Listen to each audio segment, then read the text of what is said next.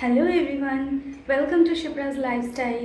আশা করছি আপনারা সবাই খুব ভালো আছেন আর আমিও খুব ভালো আছি। আজকে বৃহস্পতিবার 31 অক্টোবর, আজকে দীপাবলি। সবাইকে শুভ দীপাবলি। আশা করছি আপনারা সবাই আনন্দে কাটাবেন। আসলে আনন্দে কাটুক সবার দীপাবলি, আর খুব ভালো থাকবেন। আমি একটু আগেই ঘুম থেকে উঠে ব্রাশ করে ফ্রেশ হয়ে নিয়েছি। এখন বাজে 8:30, আর এবার আমি বিছানা গুছবো। আজকে আমি একটু হেয়ার অয়েলিং করব। কোচবিহারে আসার পর থেকেই না কি জানি চুলটা কেমন যেন রাফ রাফ হয়ে গেছে, তাই একটু হেয়ার অয়েলিং করে ভালো করে শ্যাম্পু করব। আর তারপরে বাকি দিনের ভিডিও তো আপনারা দেখতেই পাবেন। তো চলুন শুরু করি। একটু বিছানাটা গুছিয়ে আর তেলটা বানাবো। যেহেতু এটা একটা রেন্টের ঘর, তাই সেরম কোনো জিনিসপত্র নিতে চাইনি। 1-2 বছর পর পর এদিক ওদিক যেতে হয় ওকে। এবার তো আমাকেও যেতে হবে ওর সাথে, তাই বেশি জিনিসপত্র হয়ে গেলে, যেমন কি ফার্নিচার, কাঠের ফার্নিচারগুলো না এদিক ওদিক বেশি হলে নষ্ট হয়ে যায়। একদম দরকারি কিছু জিনিস ছাড়া সেরম কিছুই নিই না, যেমন fridge, washing machine, AC, geyser, bed, এগুলো খুব দরকার, তাই এগুলোই শুধু আছে। ফ্রিজ আর ওয়াশিং মেশিনটা আমাদের নিজের, আর এসি, গিজার, বেড এগুলো ল্যান্ডলর্ড দিয়েছে। আমরা যখন ঘর খুঁজেছিলাম তখন এগুলো দেখেই নিয়েছিলাম যাতে বেডটা থাকে, আর বেডের ম্যাট্রেসটা শুধু কিনে নিয়েছি। আর এটা টপ ফ্লোর, তো গরমটা এত লাগে যে এসি ছাড়া অসম্ভব। এই হেয়ার অয়েলটা আমি উইকে একবার ব্যবহার করেই থাকি। এই হেয়ার অয়েলটা বানানোর জন্য একটু কোকোনাট অয়েল, একটু অলিভ অয়েল আর একটু ক্যাস্টর অয়েল আর 2টো ভিটামিন ই ক্যাপসুল, ব্যাস। এই অয়েলটা শীতের জন্য বেশ এফেক্টিভ। চুলের রাফনেসও কমে যায় আর চুল পড়াও অনেক কমে যায়। আমাকে তো ভীষণ স্যুট করে। আপনারা চাইলে এটা বেশি করে বানিয়ে রেখে দিতে পারেন। প্রতিবার যখন শ্যাম্পু করবেন এটা দিয়ে একটু মাসাজ করে তারপর শ্যাম্পু করবেন। যাদের ড্রাই হেয়ার তাদের জন্য খুব ভালো এই অয়েলটা। আমার চুলটা অনেকটা ড্রাই, আর জল চেঞ্জ হলেই কেন জানি না চুল পড়া শুরু হয়ে যায় আর রাফনেসটাও অনেক বেড়ে যায়। সবার সাথে এটা হয় কি না জানি না, তবে আমার খুব প্রবলেম হয় জল চেঞ্জ করলে। চলো এবার হেয়ার অয়েলটা অ্যাপ্লাই করে নিই।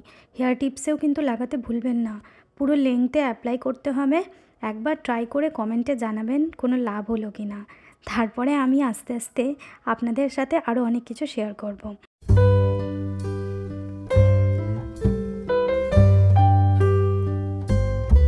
আমার হেয়ার অয়েলিং হয়ে গেছে। এবার আমি চুলটাকে এইভাবে 2 ঘন্টার জন্য ছেড়ে দেবো।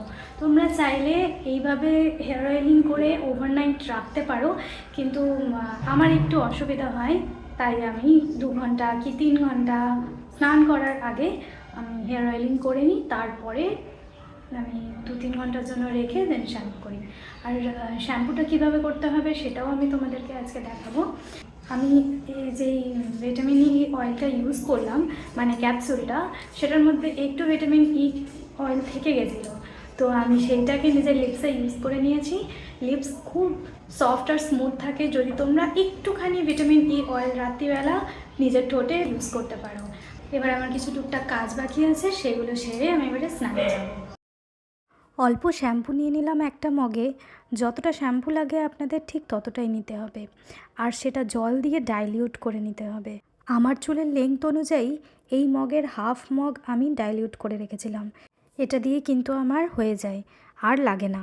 ডিরেক্ট শ্যাম্পু অ্যাপ্লাই করাটা কিন্তু চুলের জন্য ঠিক না, তাই এইভাবে শ্যাম্পু ইউজ করবে। স্নান করে বেরিয়ে পুজো দিলাম। আজ দিওয়ালি স্পেশাল একটু লাড্ডু আনিয়েছিলাম। দিওয়ালি তো, অন্য দিনের থেকে একটু আলাদা কিছু প্রসাদ দিলাম। আমাদের দুজনেরই আজকে উপোস, তাই সেরম কিছু খাবার রান্নার ঝামেলা ছিল না। রাত্রে পুষ্পাঞ্জলি দেওয়ার পরে যে প্রসাদটা পাবো সেটাতেই আমাদের হয়ে যাবে। মোটামুটি 1 প্লেট খিচুড়িতে হয়ে যায়। উপোস করার পর এমনিও বেশি খাওয়া যায় না।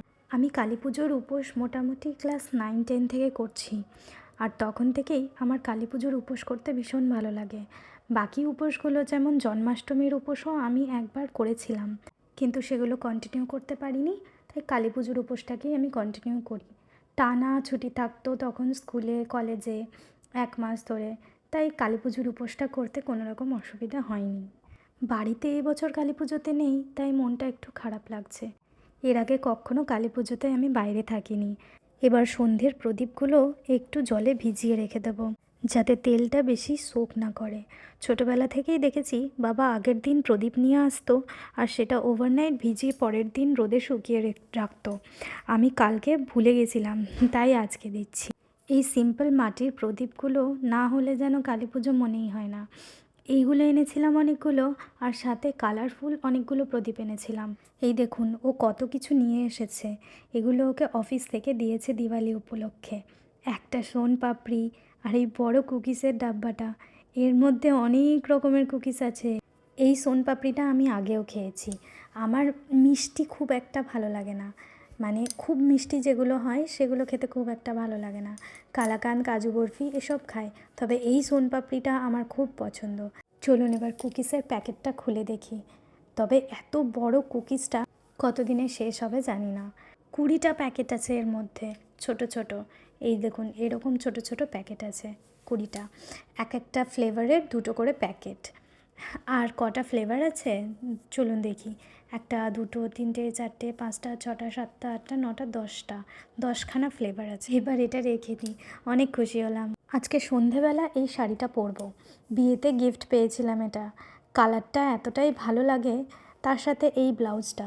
এবার প্রদীপগুলো সাজিয়ে সব দুয়ারে প্রদীপ দিয়ে দেবো। এই তেলটার কি তেজ দেখুন, কর্পূরের তেল। একটু জ্বালালেই আভাটা কত বেশি আসছে। এক এক করে সব দুয়ারে দেওয়া হলো। কালী পুজোর প্রদীপ জ্বালাতে কার না ভালো লাগে বলুন। আমি যখন ছোট্ট ছিলাম তখন থেকে এরম প্রদীপ জ্বালাতাম। আর মামা বাড়িতে যেতাম কালী পুজোতে। কালী পুজোতে মামা বাড়িতে অনেক ধুমধাম হতো, তাই ওখানে দোতলা বাড়িতে পুরো ওপর থেকে নিচ পর্যন্ত প্রদীপ দেওয়া, মোমবাতি দেওয়া, কি ভালোই না লাগতো। আর এখন আমাকে সব কিছু একাই করতে হচ্ছে।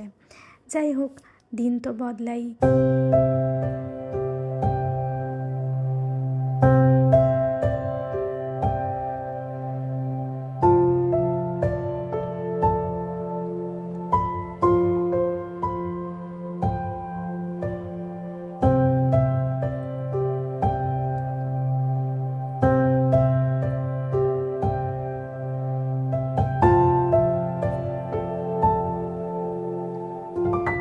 দেখুন বাইরেটা কি সুন্দর লাগছে আজ।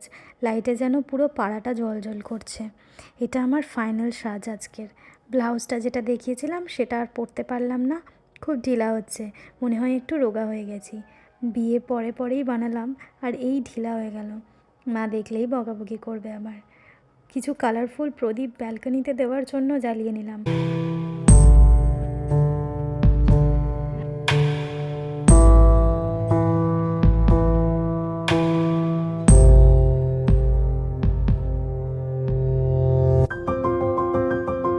আজকের ভিডিওটা এই পর্যন্তই। ভিডিওটা ভালো লাগলে লাইক শেয়ার করে দেবেন, আর চ্যানেলটা অবশ্যই সাবস্ক্রাইব করে দেবেন। ধন্যবাদ। হ্যাপি দিওয়ালি।